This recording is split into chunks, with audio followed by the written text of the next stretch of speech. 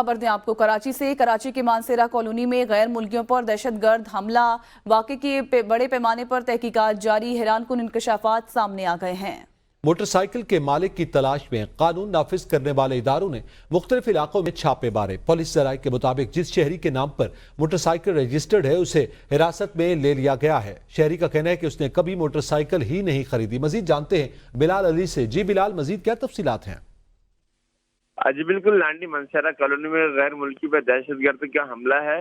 वाकई की बड़े पैमाने पर तहकीकात जारी है, हैरानकुन इंकशाफात हुए हैं।